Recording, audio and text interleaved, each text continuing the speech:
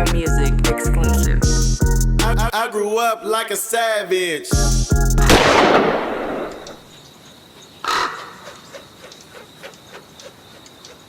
That perm. Okay, that makes sense.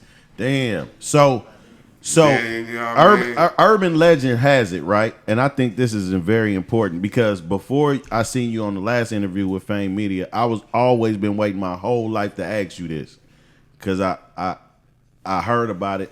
I didn't know if it was true or not, but they said that Drew Down's album was basically beats that Short didn't want.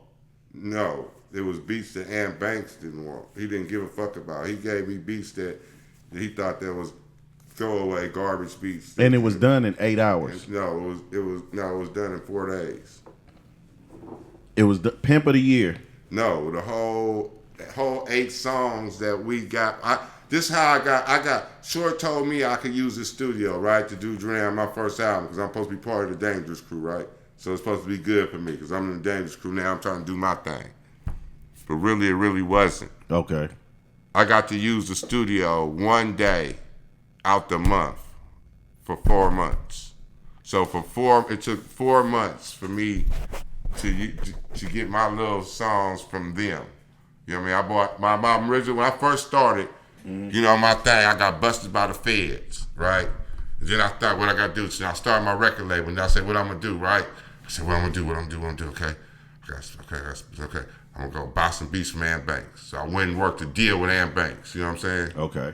You know what I mean? Who signed the Dangerous? Who was signed to Dangerous, you know? Ant Banks, who signed Dangerous. When he wanted a hot producer, he made hot So who's beats. Dangerous CEO at the time? Short and Ted? Yeah, Short, Ted, and Randy. Randy Austin. Yeah, they all 3 partners. Why niggas be mad at Randy Austin? Because Randy was really Randy was a square, and he really was a mark, and really Randy really played his cousin. Okay. Because Randy is Jerry's cousin. Okay. Jerry is the one who brought Short to Ted, right? Uh-huh. And Jerry the one brought Randy in because that's his cousin. And Randy was the school guy thinking he could help the situation, right? Randy sneezes himself in, right? Mm-hmm. And throws Jerry out.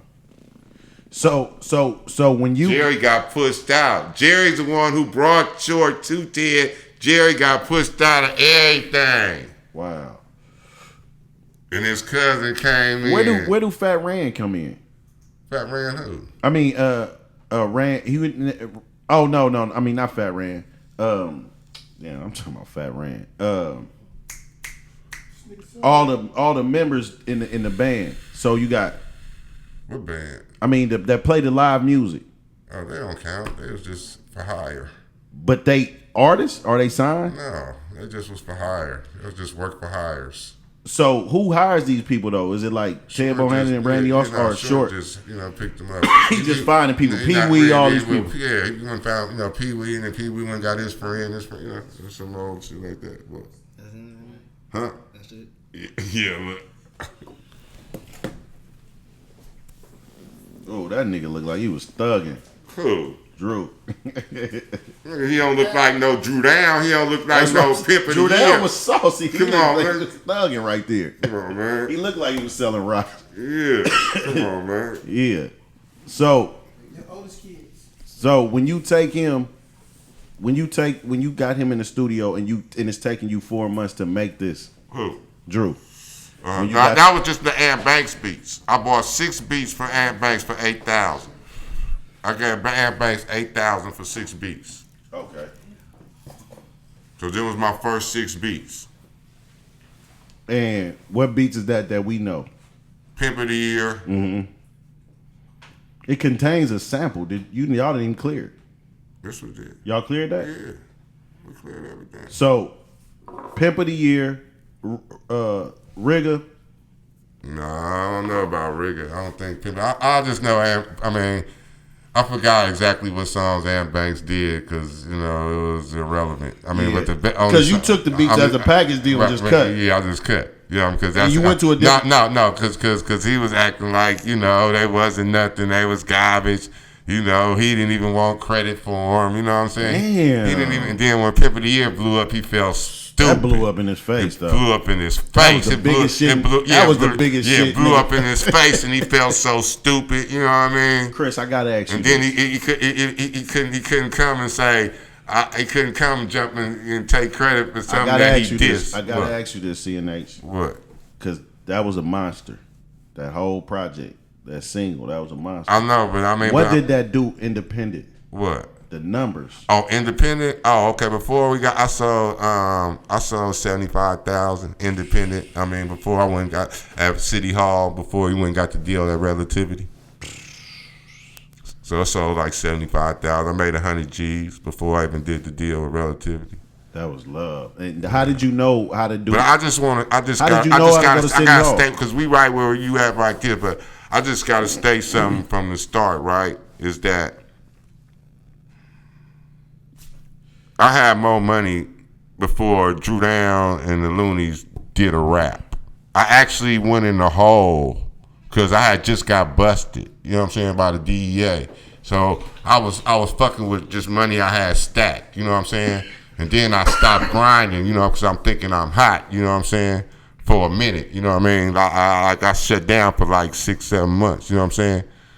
But I started back though, but I'm saying if I started down for like 6-7 months, because I thought, you know what I'm saying? So you taking a chance with your paper on music. Right. Now, that's what you right. Right. I'm taking a chance on my paper, you know, after I just got busted on music, you know what I'm saying? Because I like you said, you know, my baby mamas and them was looking at me like, you know, this is where our money going, and, you know, we ain't living the same and this but and that. That's real CEO I'm just keeping shit. it real. Before them niggas even before them niggas even did a rap, I'm just saying is that, you know what I'm saying, I was already who I was. I was already Chris Hicks. I had already been on tour with Too Short. I already knew NWA, Ice Cube, all them. I already been on 2 tours.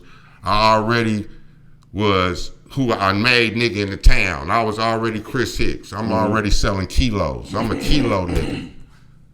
And my baby mama is a kilo woman. You get what I'm saying? My baby mama had more money than niggas out here. You know what I'm saying? And everybody know who my baby mama is. Everybody know my baby mama ran the motels on MacArthur. You know what I'm saying?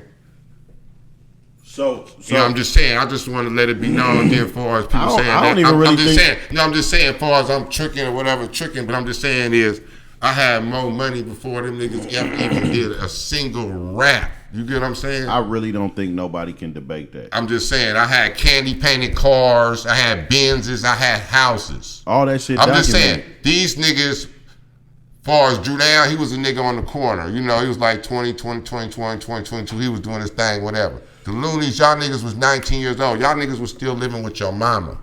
You get what I'm saying? And then far as and all that, as far as me, this was my money. I was spending my money. So when far as me spending my money, I was doing what I wanted to do. I was picking out what beats I liked it. I was doing what I wanted to do because it was my money. I bought them niggas their first cars. So I don't know how niggas are not gonna understand or say like, you know, I'm gonna lie about certain situations and this and that when, how am I gonna lie when, nigga, when just like I said, I was already who I was, a major nigga in the town already. You know what I'm saying? Up under Lil D, James Beasley, already a major baller in the town. I'm doing what I want to do with my projects. And then I'm saying as far as now to this day, how I'm not going to keep getting paid off something that I started. You know what I'm saying? I'll be a fool not to have locked down my contracts and not do what I did, but the one thing that I did do is that them niggas never had no record deals. Them niggas was signed to C-Note. C-Note had the record deals. That's what I'm about to get to, right? It's perfect transition, right? They say we got some of this, tell them come get it. Perfect transition, right? Listen, you said they signed the C-Note. So when you take Drew to Relativity, who's the contact person? Who get at y'all about this? Because Drew was blowing up. How would you say, how far did he go with just C-Note, like with City Hall distribution? Like I said, Drew sold 75,000. Drew did. So You know, you think he did extremely well. I'm You saying know, for an independent artist, he did extremely well. So I'm saying from the Midwest back, you think he like kind of sold that up? How we do in Yeah. the West, Midwest, Yeah. Seattle, Yeah. all See, that all shit. that. He had Killed all that. shit. Yeah. So like the response in the town is crazy. You seeing the transition from this nigga going from a nigga on the corner selling rocks to a nigga to the nigga that's a real star making money, like off of rap, right? Right. So who's like the A&R or the executive at Relativity that y'all dealt with? Cliff Clitreri. I just like to put that out there. Yeah, You know Cliff what I'm saying? Clitreri. And did he tell And Alan Grunblatt. Alan Grunblatt. You see why I'm gonna tell y'all why I say this. Alan Grunblatt had basically Empire before Empire with it's E1 Music now, but it was damn, what was that shit called? Koch. So y'all remember when Cameron and 50 had that shit? Right. That was because they was talking about Alan Grunblatt. Right. They had an argument. Right. Oh, you see how this Right. little shit started, but Right. you could just tell how it really is now. Right. But I asked you who the executive because that shit is important. Right. Y'all been dealing with Alan Grunblatt. Right. Yeah. This man's Alan super. Grunblatt is a personal friend of mine. If any of y'all rappers Alan and this nigga can Grunblatt get on the is a- phone with yeah, Alan Grunblatt, that's he a gonna personal fuck friend with of y'all. mine. You Yeah. know what I'm saying? That's a If personal this friend nigga of get on the mine. phone with Alan Grunblatt, he gonna believe it. Yeah. He done did it already. You know what I'm saying? So, and but I had to say that because I knew it's gonna be some. It's always when somebody. I ask everybody the same shit. It's always somebody involved when them deals was getting done that been in the game. Right. You know what I'm saying? So, y'all get to Elektra. Is it advanced? No. Excuse me. I Relative. didn't get to Electra until I got to Sidle. Yeah, Sidle. Right. They went to Electra. But Relativity. Yes. Was it advanced? What was they a company under? Relativity is of them Sony. Under Sony. Is that how Drew Down ended up the song? Because motherfuckers don't peep. That's Drew Down in Thin Line Between Love and Hate when he pull up in the station. Nah, right? but that's Warner Brothers. Oh, that was Warner Brothers. Yeah. By that time, it switched over. No, I'm just saying that was a Warner Brothers movie, so it was a Warner Brothers soundtrack. Oh, so they just wanted that music. Nah, it just Drew just got the slot for that song. Yeah. Okay. Drew just got the slot in that song. So 'cause that song was done by Battle Cat. Okay. That was a Battle Cat. That was a Battle Cat track. So when y'all get up there at Relativity, do they get y'all? They understand At Relativity, at that time, Relativity was deep. At that time, Relativity had Ruthless Records, the whole Ruthless Records. They had Fat Joe during his beef with NWA. Right. Yeah. No. This is when they had Ruthless Records. Period. With NWA there? No, they was gone. No, they was gone. Right. That's what I'm saying. This is with the beef with Ice Cube. Right. This is when he got BG Knockout. And Right. Yeah. And then they had Fat Joe. That's Flo Joe. Fat Joe. Yeah, you got a flow, Joe. I'm on the timeline. Okay. I'm telling you everything these niggas had at this time. Fat Joe. They got Common Sense.